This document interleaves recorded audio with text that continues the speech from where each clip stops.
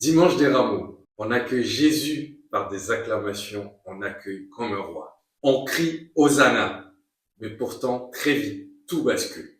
La trahison, la peur, l'abandon, puis la croix. Comment passe-t-on de l'entrée triomphale à la passion?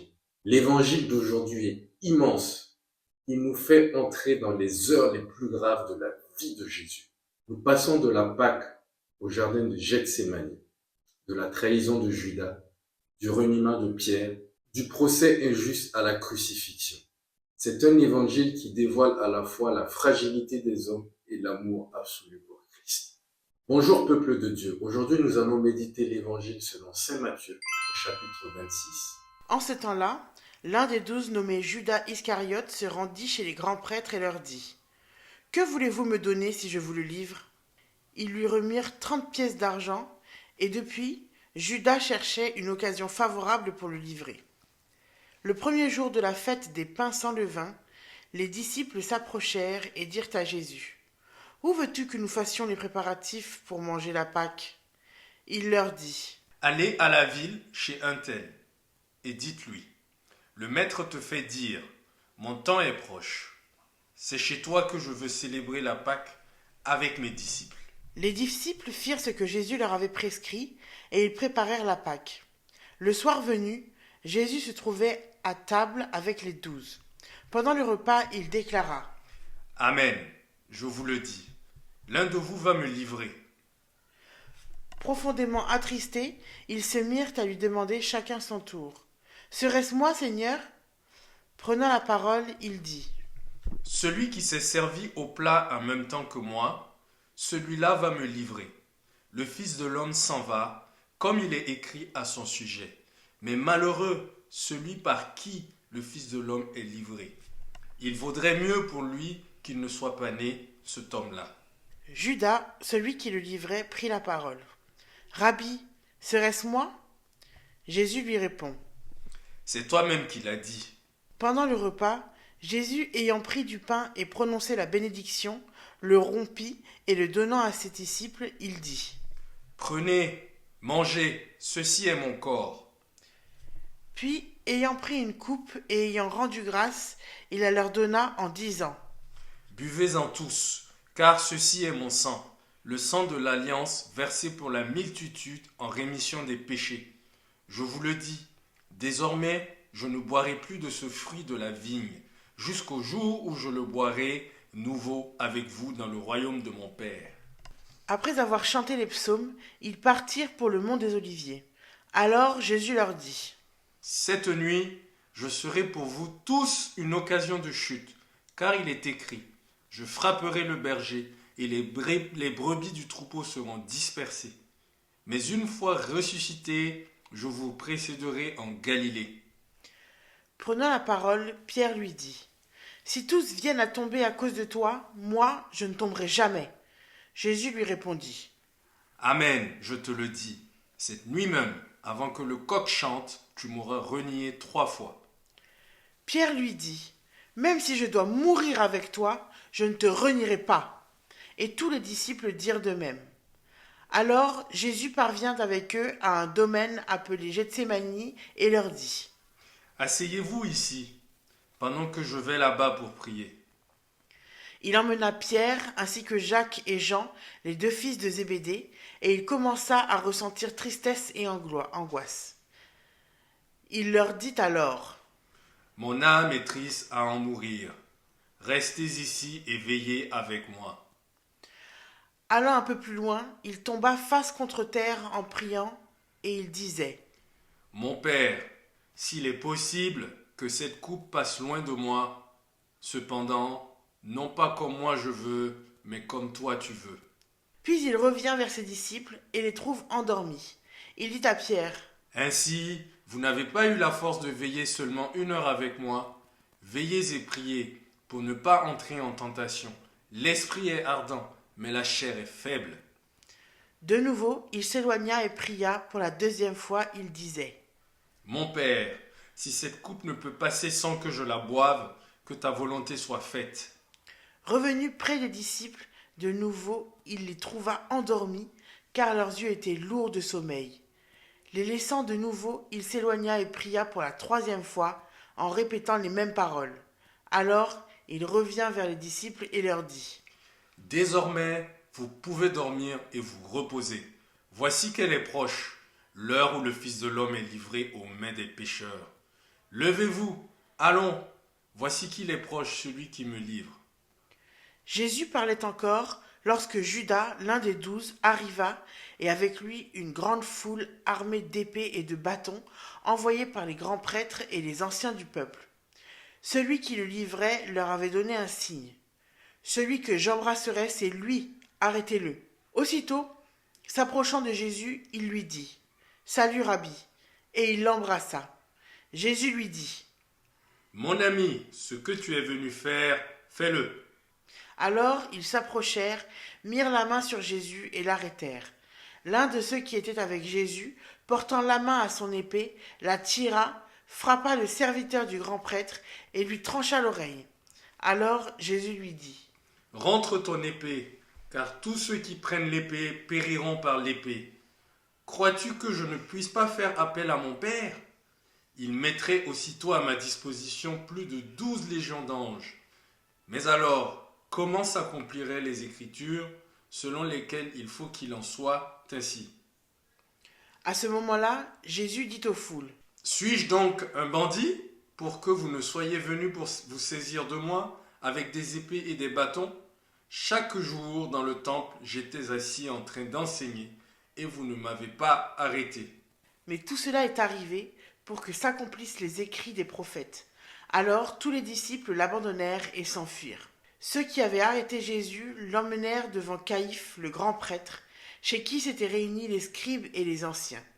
Quant à Pierre, il le suivait à distance, jusqu'au palais du grand prêtre. Il entra dans la cour et s'assit avec les serviteurs pour voir comment cela finirait. Les grands prêtres et tout le conseil suprême cherchaient un faux témoignage contre Jésus pour le faire mettre à mort. Ils n'en trouvèrent pas. Pourtant, beaucoup de faux témoins s'étaient présentés. Finalement, il s'en présenta 2 qui déclarèrent : Celui-ci a dit : Je peux détruire le sanctuaire de Dieu et en 3 jours le rebâtir. Alors le grand prêtre se leva et lui dit : Tu ne réponds rien ? Que dis-tu des témoignages qu'ils portent contre toi ? Mais Jésus garda le silence. Le grand prêtre lui dit : Je t'adjure par le Dieu vivant de nous dire si c'est toi qui es le Christ, le Fils de Dieu. Jésus lui répond : C'est toi-même qui l'as dit. En tout cas, je vous le déclare. Désormais, vous verrez le Fils de l'homme siéger à la droite du Tout-Puissant et venir sur les nuées du ciel. Alors le grand prêtre déchira ses vêtements en disant : Il a blasphémé. Pourquoi nous faut-il encore des témoins ? Vous venez d'entendre le blasphème ? Quel est votre avis ? Ils répondirent : Il mérite la mort. Alors ils lui crachèrent au visage et le giflèrent. D'autres le rouèrent de coups en disant : Fais-nous le prophète, ô Christ, qui t'a frappé ? Cependant, Pierre était assis dehors dans la cour. Une jeune servante s'approcha de lui et lui dit : Toi aussi tu étais avec Jésus le Galiléen. Mais il nia devant tout le monde et dit : Je ne sais pas de quoi tu parles. Une autre servante le vit sortir en direction du portail, et elle dit à ceux qui étaient là : Celui-ci était avec Jésus le Nazaréen. De nouveau, Pierre le nia en faisant ce serment : Je ne connais pas cet homme. Peu après, ceux qui se tenaient là s'approchèrent et dirent à Pierre : Sûrement toi aussi tu es l'un d'entre eux. D'ailleurs, ta façon de parler te trahit. Alors, il se mit à protester violemment et à jurer : Je ne connais pas cet homme. Et aussitôt, un coq chanta. Alors, Pierre se souvint de la parole que Jésus lui avait dite : Avant que le coq chante, tu m'auras renié 3 fois. Il sortit et dehors pleura amèrement. Le matin venu, tous les grands prêtres et les anciens du peuple tinrent conseil contre Jésus pour le faire mettre à mort. Après l'avoir ligoté, ils l'emmenèrent et le livrèrent à Pilate le gouverneur. Alors, en voyant que Jésus était condamné, Judas, qui l'avait livré, pris de remords, il rendit les 30 pièces d'argent aux grands prêtres et aux anciens. Il leur dit : J'ai péché en livrant à la mort un innocent. Ils répliquèrent : Que nous importe? Cela te regarde. Jetant alors les pièces d'argent dans le temple, il se retira et alla se pendre. Les grands prêtres ramassèrent l'argent et dirent: il n'est pas permis de le verser dans le trésor puisque c'est le prix du sang. Après avoir tenu conseil, ils achetèrent avec cette somme le champ du potier, pour y enterrer les étrangers. Voilà pourquoi ce champ est appelé jusqu'à ce jour le champ du sang. Alors fut accomplie la parole prononcée par le prophète Jérémie. Ils ramassèrent les 30 pièces d'argent, le prix de celui qui fut mis à prix, le prix fixé par les fils d'Israël, et ils donnèrent pour le champ du potier, comme le Seigneur me l'avait ordonné. On fit comparaître Jésus devant Pilate le gouverneur qui l'interrogea. « Es-tu le roi des Juifs ?» Jésus déclara: « C'est toi qui le dis. » Mais, tandis que les grands prêtres et les anciens l'accusèrent, il ne répondit rien. Alors Pilate lui dit: « Tu n'entends pas tous les témoignages portés contre toi ?» Mais Jésus ne lui répondit plus un mot, si bien que le gouverneur fut très étonné. Or, à chaque fête, celui-ci avait coutume de relâcher un prisonnier, celui que la foule demandait. Il y avait alors un prisonnier bien connu nommé Barabbas. Les foules s'étant donc rassemblées, Pilate leur dit: « Qui voulez-vous que je relâche, Barabbas ou Jésus, appelé le Christ ?» Il savait en effet que c'était par jalousie qu'on avait livré Jésus. Tandis qu'il siégeait au tribunal, sa femme lui fit dire: « Ne te mêle pas de l'affaire de ce juste, car aujourd'hui j'ai beaucoup souffert en songe à cause de lui. » Les grands prêtres et les anciens poussèrent des foules à réclamer Barabbas et à faire périr Jésus. Le gouverneur reprit: « Lequel des deux voulez-vous que je vous relâche ?» Ils répondirent: « Barabbas. » Pilate leur dit: « Que ferai-je donc de Jésus appelé le Christ ?» Ils répondirent tous: « Qu'il soit crucifié. » Pilate demanda: « Quel mal a-t-il donc fait ?» Ils criaient encore plus fort: « Qu'il soit crucifié. » Pilate, voyant que ses efforts ne servaient à rien, sinon à augmenter le tumulte, prit de l'eau et se lava les mains devant la foule en disant: « Je suis innocent du sang de cet homme, cela vous regarde. » Tout le monde répondit: « Son sang, qu'il soit sur nous et sur nos enfants. » Alors il leur relâcha Barabbas. Quant à Jésus, il fit flageoler, il le livra pour qu'il soit crucifié. Alors les soldats du gouverneur amenèrent Jésus dans la salle du prétoire et rassemblèrent autour de lui toute la garde. Ils lui enlevèrent ses vêtements et le couvrirent d'un manteau rouge. Puis, avec des épines, ils tressèrent une couronne et la posèrent sur sa tête. Et lui mirent un roseau dans la main droite, et pour se moquer de lui, ils s'engenouillaient devant lui en disant: « Salut, roi des Juifs !» Et après avoir craché sur lui, ils prirent le roseau, et ils le frappaient à la tête. Quand ils se furent bien moqués de lui, ils lui enlevèrent le manteau, le remirent ses vêtements et l'emmenèrent pour le crucifier. En sortant, ils trouvèrent un nommé Simon, originaire de Cyrène, et ils le réquisitionnèrent pour porter la croix de Jésus. Arrivés en un lieu dit Golgotha, c'est-à-dire lieu du crâne ou calvaire, ils donnèrent à boire à Jésus du vin mêlé de fiel. Il en goûta, mais ne voulut pas en boire. Après l'avoir crucifié, ils se partagèrent ses vêtements en tirant au sort, et il restait là, assis à le garder. Au-dessus de sa tête, ils placèrent une inscription indiquant le motif de sa condamnation. Celui-ci est Jésus, le roi des Juifs. Alors on crucifia avec lui 2 bandits, l'un à droite et l'autre à gauche. Les passants l'injuriaient en hochant la tête. Ils disaient: « Toi qui détruis le sanctuaire et le rebâtis en 3 jours, sauve-toi toi-même, si tu es le Fils de Dieu, et descends de la croix. » De même, les grands prêtres se moquaient de lui, avec les scribes et les anciens, en disant: « Il en a sauvé d'autres. Il ne peut pas se sauver lui-même. Il est roi d'Israël. Qu'il descende maintenant de la croix, et nous croirons en lui. Il a mis sa confiance en Dieu. Que Dieu le délivre maintenant s'il l'aime, car il a dit: « Je suis le Fils de Dieu. » Les bandits crucifiés avec lui l'insultaient de la même manière. À partir de la 6e heure, c'est-à-dire midi, l'obscurité se fit sur toute la terre jusqu'à la 9e heure. Vers la 9e heure, Jésus cria d'une voix forte: « Élie, Élie, lema sabachthani », ce qui veut dire: mon Dieu, pourquoi m'as-tu abandonné? L'ayant entendu, quelques-uns de ceux qui étaient là disaient: Le voilà qui appelle le prophète Élie. Aussitôt, l'un d'eux courut prendre une éponge qu'il trempa dans une boisson vinaigrée. Il la mit au bout d'un roseau et lui donnait à boire. Les autres disaient: Attends, nous verrons bien si Élie vient le sauver. Mais Jésus, poussant de nouveau un grand cri, rendit l'esprit. Et voici que le rideau du sanctuaire se déchira en deux. Depuis le haut jusqu'en bas, la terre trembla et les rochers se fendirent. Les tombeaux s'ouvrirent, les corps de nombreux saints qui étaient morts ressuscitèrent, et sortant des tombeaux après la résurrection de Jésus, ils entrèrent dans la ville sainte, et se montrèrent à un grand nombre de gens. À la vue du tremblement de terre et de ces événements, le centurion et ceux qui, avec lui, gardaient Jésus, furent saisis d'une grande crainte et dirent: Vraiment, celui-ci était le Fils de Dieu. Il y avait là de nombreuses femmes qui observaient de loin. Elles avaient suivi Jésus depuis la Galilée pour le servir. Parmi elles se trouvait Marie-Madeleine, Marie, mère de Jacques et de Joseph, et la mère des fils de Zébédée. Comme il se faisait tard, arriva un homme riche, originaire d'Arimathie, qui s'appelait Joseph, qui était devenu lui aussi disciple de Jésus. Il alla trouver Pilate pour demander le corps de Jésus. Alors Pilate ordonna qu'on le lui remette. Prenant le corps, Joseph l'enveloppa dans un linceul immaculé et le déposa dans le tombeau neuf qu'il s'était fait creuser dans le roc.